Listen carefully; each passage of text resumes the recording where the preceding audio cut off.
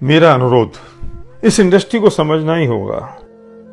हर business का अपना एक बेसिक ढांचा होता है, एक डीएनए होता है, एक अलग जीन्स होते हैं, कुछ फंडामेंटल्स होते हैं जिससे अगर नहीं समझा तो आप इतनी बड़ी गलती कर सकते हैं जिसे संभवतः भगवान भी माफ ना करे। डायरेक्ट सेलिंग बिजनेस ना तो प्रोडक्ट्स का बिजनेस है, ना ही किसी सेल्स एंड मार्केटिंग प्लान का। ये सिर्फ और सिर्फ लोगों का बिजनेस है। हाँ, निश्चित तौर पर प्रोडक्ट्स की क्वालिटी, प्राइसिंग, यूनिकनेस और सिलेक्शन का एप्रोप्रिएट होना, बैलेंसिंग होना, देश, जनता और जनसंख्या की स्पेंडिंग पावर के अनुरूप होना ही चाहिए, जिससे लोग एक अच्छी आमदनी कर सकें और अपने अधूरे सपनों को पूरा कर सकें। स्पष्ट है कि लोग ही धुरी हैं, केंद्र में लोग ही हैं, सेंटर पॉइंट लोग ही हैं, निर्भरता लोगों पर ही है। सब बातों से ऊपर हैं लोग, और लोग ही असली प्रोडक्ट्स हैं इस यूनिक बिजनेस के। आप पूरी दुनिया में छान लीजिए, बिना किसी कंडीशन के एक आम आदमी की कीमत जितनी इस बिजनेस ने की है उतनी कहीं और नहीं हुई है। एक ऑर्डिनरी व्यक्ति एक्स्ट्रा ऑर्डिनरी यही बन सकता है। किसी भी इंसान के लिए उसके सपने ही जीवन दान होता है। वे सिर्फ अपने सपनों के लिए काम करते हैं। सपनों में से ही रोमांच पैदा होता है।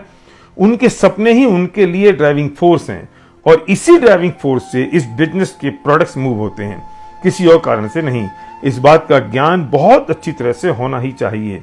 इससे स्पष्ट हो जाता है कि आपका फोकस कहां होना चाहिए। दिल में सपने लिए हमारे लोग बहुत मासूम होते हैं। कुछ कर गुजरने की तमन्ना दिल में लिए एक आकाश समान आशा लिए खड़े रहते हैं। ये किसी राजनीतिक दल की नारेबाजी करने वाली भीड़ नहीं है। जो सही डायरेक्ट सेलिंग कंपनी शुरू करते हैं उनका दिल भी लोगों पर फिदा होना चाहिए। वे उन पर मर मिटें। उनके लिए दो प्रोडक्ट्स हैं, एक चेतन और एक अचेतन। चेतन प्रोडक्ट्स के कारण ही अचेतन प्रोडक्ट्स मूव होते हैं, इसलिए चेतन प्रोडक्ट्स उनके लिए सर्वोपरि होना ही चाहिए। यानी कि लोग, उनके लिए ईगो, स्वार्थ, बेईमानी, अपारदर्शिता का ना तो कोई स्थान है, ना ही इंटेंशन के अपवित्र होने की कोई गुंजाइश। उनके लिए ये कोई सामान्य ट्रेडिशनल बिजनेस नहीं होना चाहिए, क्योंकि ये लोगों के सपनों से जुड़ा मामला है। इसलिए ये दुनिया का सबसे अलग मॉडल है। ये लोगों की जिंदगियों का मामला है। वास्तव में तो आप लोगों की जिंदगियों के साथ खेल खेल रहे हैं। ये खेल बहुत आकर्षक है, श्रेष्ठ है, मंदिर जैसा पवित्र है, गंगा जल जैसा शुद्ध है, संतों के समागम जैसा है, किसी भी नेक काम से उत्कृष्ट है, नोबल पुरस्कार योग्य है।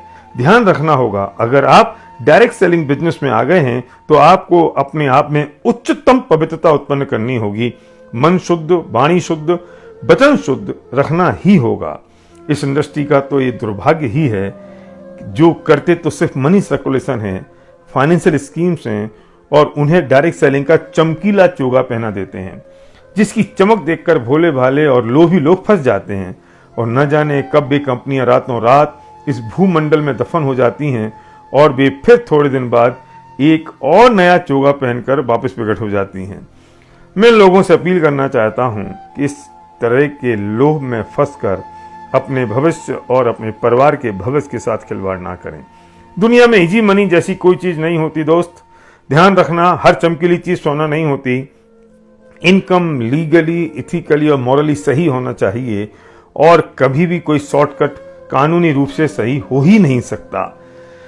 अगर बैंक 3%, 3.5% इंटरेस्ट देता है और म्यूचुअल फंड 10-12% की बात करते हैं, अगर हम वॉरेन बफेट की बात करें तो वे कहते हैं मैंने अपनी पूरी जिंदगी में 18 से 20% की इनकम इन्वेस्टमेंट से ली है, और कोई और आपके पास आता है और ये इन्वेस्टमेंट की बात करता है और कहता है महीने के 10% मिलेंगे, कोई कहता है कि महीने के 5% मिलेंगे, कोई कहता है रोज के 2% मिलेंगे, तो समझ लो क्या वो सही हो सकता है।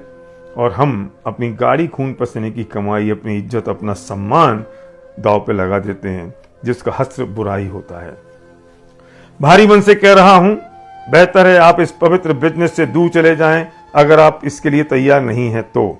अगर आप स्वार्थी हैं, अपने स्वार्थ के लिए लोगों को बरगलाते हैं, अगर आपकी भावनाएं दुष्ट प्रकृति की हैं, अगर आप सच्चे हैं और आप 10 कदम देखने में भी असमर्थ हैं, तो आपको अपने साथ एक भी इंसान को साथ रखने का अधिकार नहीं है। आपकी दृष्टि में एक सामान्य टॉर्च जितना भी दूर देखने की ताकत नहीं है। जब आपको पता नहीं है कि इस तूफानी सागर में आप कहां और कैसे पहुंचेंगे, और आप जल्दी ये पूरा कुनवा लेकर तो किनारे पर पहुंचना तो तुक्के की बात होगी, पर डूबना तो निश्चित है। भीड़ के आगे खड़े हो जाने से आप एक लीडर नहीं बन जाते। अगर आप एक भी व्यक्ति को अपने साथ ले आए हैं तो आपको बड़ी जिम्मेदारी महसूस करनी होगी, गंभीर जिम्मेदार बनना होगा। और अगर ये जिम्मेदारी आप महसूस नहीं करते हैं और ये बोझ आप उठाने में असमर्थ हैं, तो बेहतर है आप इस नेक काम से दूर चले जाएं। अब आप मुझसे जिम्मेदारी उठाने का मतलब और उसे निभाने की परिभाषा मत पूछना।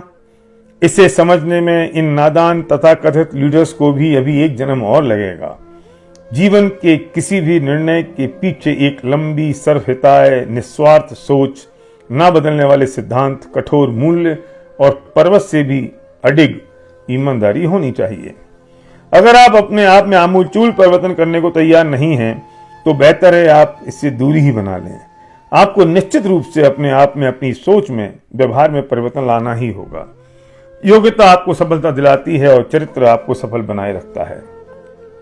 लीडरशिप ड्रिवन एजुकेशन सिस्टम इस बिजनेस में ऑक्सीजन की तरह होता है, जो दिखाई तो नहीं देता है, पर उसके बिना पल भर भी जीवन दूभर हो जाता है। ऑक्सीजन की कीमत तब पता चलती है जब वो मिलती नहीं है। हमारे लोग भी ये समझने में और निर्णय लेने में बहुत नादान होते हैं कि किसकी मीठी बातें पर कड़वी राह है, कि उलझाने वाली बातों में आना है और किसके साथ चलना है। ध्यान रखना, ये जिंदगी का खेल है और ये सिर्फ अपनी जिंदगी का खेल नहीं है दोस्त, हजारों लाखों की जिंदगियों का खेल है। और ये खेल बार बार खेलने को नहीं मिलता है। जिस नाव में हम बैठ रहे हैं जरा देख तो लो, उसमें कहीं छेद तो नहीं है। जिस गाड़ी में आप बैठ रहे हैं जरा देख तो लो, उसके इंजन की टेस्टिंग भी हुई है या नहीं। जिस रथ में आप बैठने जा रहे हैं जरा देख तो लो, उसका सारथी कौन है, कैसा है। मामला लाखों जिंदगियों का है जिनने आप पर अपने से भी ज्यादा भरोसा किया है। जरा अपनी गिरेबान में झांक कर देखना, कहीं हम अपनी असफलता का ठीकरा किसी और पर तो नहीं फोड़ रहे हैं और मासूम बनकर लोगों के सामने घड़ियाली आंसुओं के साथ बतिया रहे हैं। निश्चित तौर पर इसमें कुछ मछलियां तो फंसी जाती हैं और घड़ियाल का पेट भर जाता है, पर भी नादान मछलियां अपनी जान से चली जाती हैं, फिर उन्हें पूछने वाला कोई नहीं बचता है। याद रखना दोस्त, कठिन चीजों को आसान और सरल बताकर निगल लेना दुनिया की पुरानी फितरत है।